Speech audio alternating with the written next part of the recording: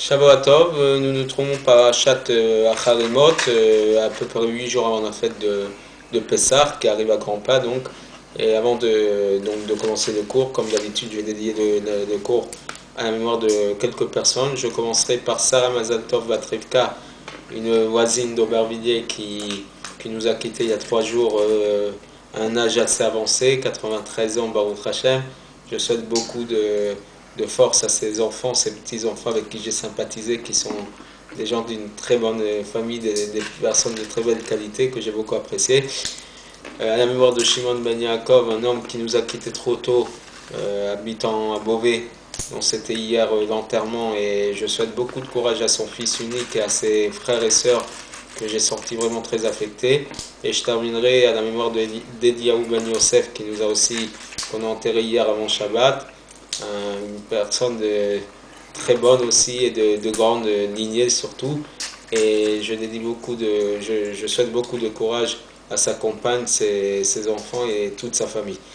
Et enfin, je dédierai le cours comme d'habitude pour la guérison de plusieurs personnes, en commençant par mon père David Ben Rachel, mon oncle Yehuda Ben Rachel, ma tante Bila Bracha Ben Rachel, monsieur Eliaou Ben Rivka, dont je souhaite beaucoup de courage à ses enfants, lui-même, quelqu'un que j'aime beaucoup. Et enfin, je continuerai avec Patricia Bat Myriam, Rivka Bat Esther, la cousine de notre ami Louis, Rinat Bat Chava, Asnat Bat Baria, le jeune homme Jonathan Shimshon Ben Bako, dont j'espère que sa guérison est en bonne voie, le bébé Odaya Chaya Bat Viki Rivka Shila, le père de notre ami Jennifer Antoine Ben Emile, Chaim Michael Ben Rivka, Mahlouf Ben Chaya, donc la femme de mon ami de la communauté de la rue des écoles, Mike Meya Chaim Ben Simcha, Tuna Bat Esther, Esther Bad Rachel, Shalom Ben Abraham, les parents de notre ami Sergio, Chaya Bad Rachel, Chamouz Ben Rachel, Eliaou Ben Shomo, et je terminerai par Moshe Ben Abraham,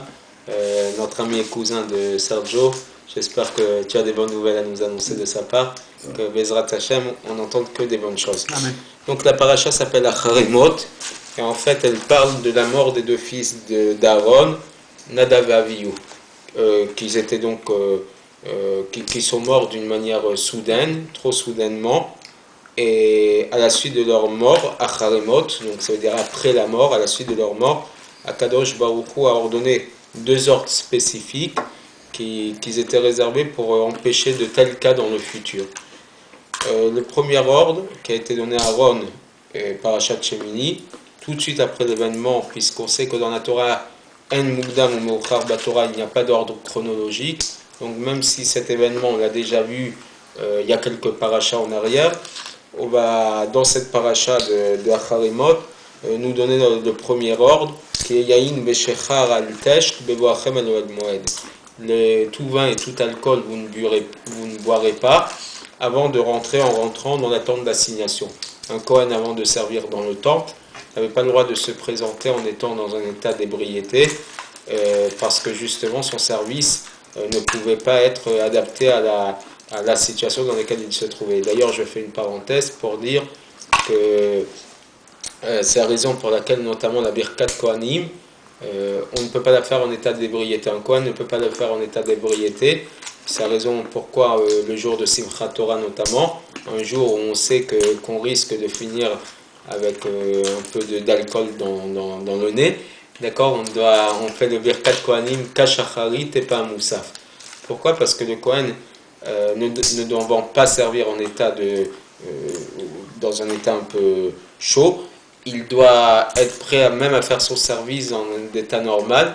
Et donc, jusqu'à présent, vu qu'on ne sait pas quand Mashiach va venir et si Mashiach peut venir à n'importe quel instant, un Kohen doit toujours être sous contrôle, d'accord, pas seulement pour l'alcotest au cas d'un contrôle routier, mais même dans sa situation de Kohen, il doit être en état de pouvoir être prêt à commencer son service. Le deuxième ordre que la Torah nous donne pour ouvrir notre paracha, c'est ce que dit Akadosh Baruch Hu à Moshe en lui disant Daber el Aaron achicha v'al bechol el hakodesh, parle à Aaron ton frère, qui sache qu'il ne pourra pas pénétrer à n'importe quel moment vers le Saint des Saints, vers le Saint, donc dans le temple, puisque c'est Akadosh Baruch Hu qui convoque le Kohen pour servir, et c'est pas lui qui ne peut rentrer à n'importe quel moment. Les fils d'Aaron étaient des gens d'une grande piété, c'était des tzaddik Olam, au point que Moshe Rabbeinu le dit à Aaron, sache qu'ils sont plus grands que toi et moi réunis. D'accord. Et pour expliquer leur faute, le Orach Chaim HaKadosh, qui est un des commentaires les plus grands de la Torah, explique qu'ils avaient une tellement grande attirance vers HaKadosh Baruch Hu, ils ont eu tellement une envie et un désir de s'attacher à la Kedusha, à la sainteté divine, au point que leur âme s'était échappée de leur corps. D'accord. Le corps n'a pas pu supporter l'extase et le désir qu'ils avaient d'Akadosh Baruch Hu, et n'ayant pas pu supporter, ça a provoqué la mort physique.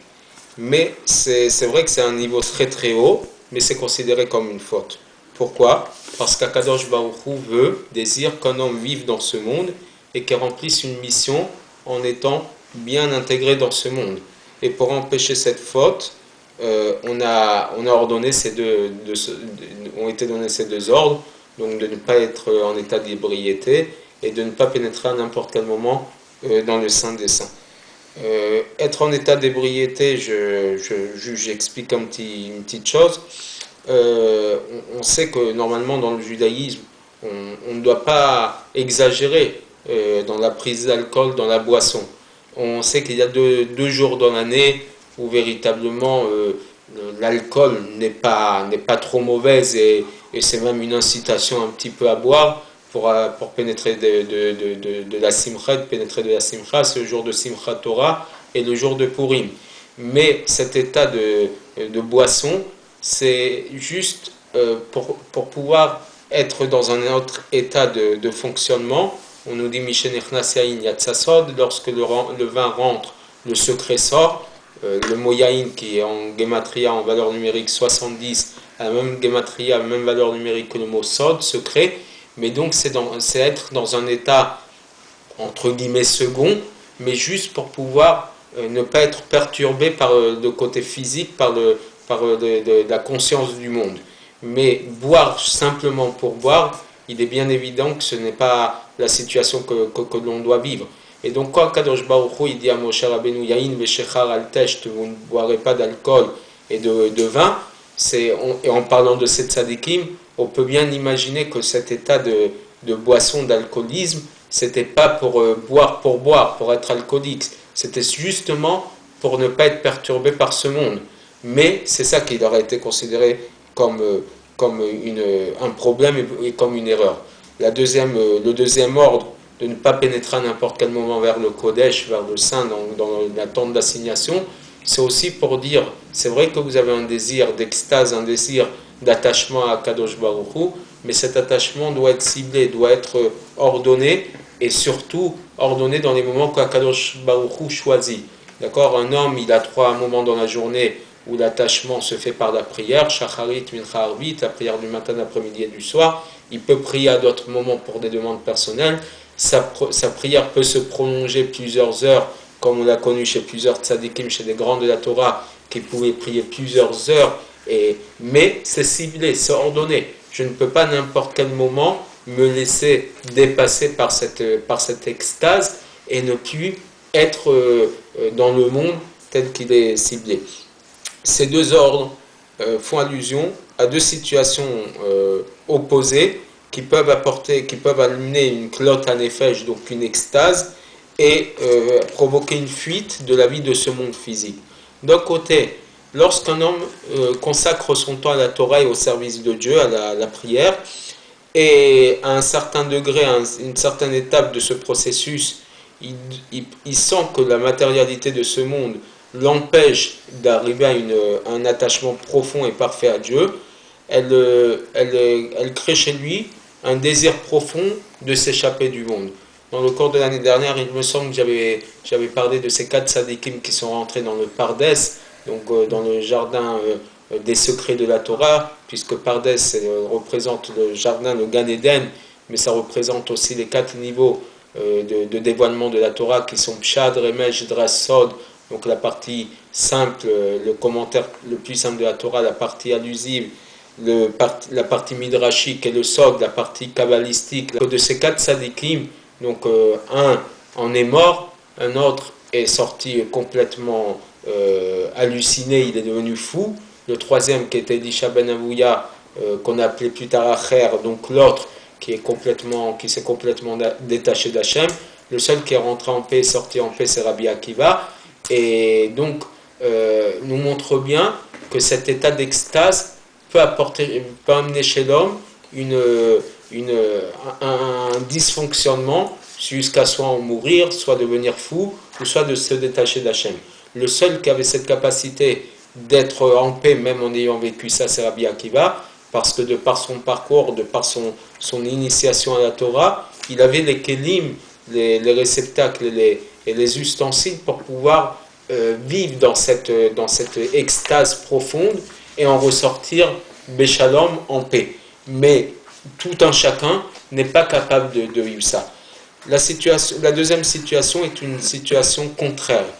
Un juif qui se fatigue profondément pour sa parnassa, donc pour sa subsistance, et qui est complètement plongé dans ce monde, il va être rempli de temps en temps, un jour, de sentiments très forts d'amertume sur cette situation, puisqu'il va se dire à un moment, j'ai consacré trop de temps à la vie de ce monde, et quelle est ma vie spirituelle, où je peux me situer spirituellement. Et à ce moment-là, chez lui peut s'ouvrir un désir profond de s'enfuir de ce monde et sortir du corps. C'est un peu ce qui se passe avec les balais tchouva, ceux qui font teshuva à un certain moment de leur vie, ils sont tellement en décalage entre ce qu'ils ont été et ce qu'ils veulent devenir, que ça se crée chez eux un dysfonctionnement. Et je fais une petite parenthèse pour pousser un coup de gueule d'ailleurs, puisque ça devient des fois de l'intolérance. Je connais des gens qui ont fait teshuva et qui deviennent complètement intolérants envers des gens qui ne sont pas très pratiquants. Et ils oublient ce qu'ils ont été eux-mêmes, et ils oublient que ce qui leur a permis de s'attacher à Dieu, c'est justement des gens qui, par leur tolérance vers eux, les ont rapprochés de la Torah. Ils n'ont pas le droit de devenir plus royalistes que le roi et de complètement fermer les portes à ceux à qui ils ont ressemblé dans un passé pas si lointain. Il faut savoir comprendre les autres, puisqu'eux-mêmes ils ont été dans cette situation. Et donc, véritablement, la tolérance ne doit pas être que dans un sens, elle doit être dans le sens même inverse. C'est ce que font beaucoup les Lubavitch, ce qu'a fait le Rabbi Lubavitch, c'est justement de rapprocher des gens qui étaient complètement éloignés et qui sont structurés dans leur teshuva. Et c'est précisément cette préoccupation des sujets de ce monde qui peut entraîner chez lui, réveiller chez lui une volonté d'abandonner le monde. Après, au genre de la première catégorie, donc des gens qui sont complètement dans la Torah, l'ordre qui est donné, c'est Yahin veshechar al tesht. Le vin et la boisson ne boit pas. Le vin fait allusion au secret de la Torah, Nichnas Yahin Yatsasod. Le vin rentre, le secret sort. Akadosh Baruch Hu prévient. Ne t'approfondis pas dans les secrets de la Torah au point que cette chose va entraîner chez toi un état d'être saoul, c'est-à-dire de perdre la raison, de perdre l'esprit et la conscience de ta mission sur terre. Donc tu rentres dans un état second qui t'empêche justement de considérer ce monde comme ton monde d'action, le monde dans lequel tu dois être prêt à t'attacher à Kadosh Baruch Hu. Aux gens du monde, les gens qui sont préoccupés par leurs affaires matérielles, c'est le deuxième ordre qui est donné. Al yavo becholet el hakodesh. Il ne rentrera pas à n'importe quel moment dans la sainteté. Ce verset parle sur l'ordre du service de Yom Kippour. Le jour de Yom Kippour, les hommes d'affaires se détachent de leur routine de chol et ils remontent dans un monde de sainteté. Toute la journée de Kippour, chez tous, même ceux qui sont des hommes d'affaires, ils délaissent complètement leur habitude pour pénétrer au moins ce jour de l'année-là dans un monde de sainteté. Et à ce moment-là, ils risquent de ressentir un désir profond de se détacher de ce monde pour entrer dans la Kedusha et sortir du corps. Akadosh Baruch Hu les prévient, Al yavo becholet. C'est pas n'importe quel moment où tu peux pénétrer dans ce monde de sainteté. Il y a un moment où il faut rentrer dans la sainteté, mais il y a d'autres moments où tu dois revenir vers ta vie physique, ta vie de tous les jours, ta vie d'homme d'affaires. D'accord? Tu ne peux pas choisir toi le moment, tu dois laisser cloisonner chaque chose en son temps. D'accord? Et ces ordres soulignent soit aux gens de Torah et soit aux hommes d'action que la chose la plus importante, c'est de remplir la volonté de Dieu et de ne pas se détourner vers des convictions personnelles pour une perfection personnelle. Akadosh Baruch Hu a permis à Issachar et Zebulun, donc deux des fils de Yaakov, deux des 12 tribus d'Israël, d'être de consacrer son temps à la Torah, et l'autre de consacrer son temps à la Parnassa, et chacun avait ils avaient les deux une shutafut, une association qui leur permettait chacun de profiter un peu des deux choses.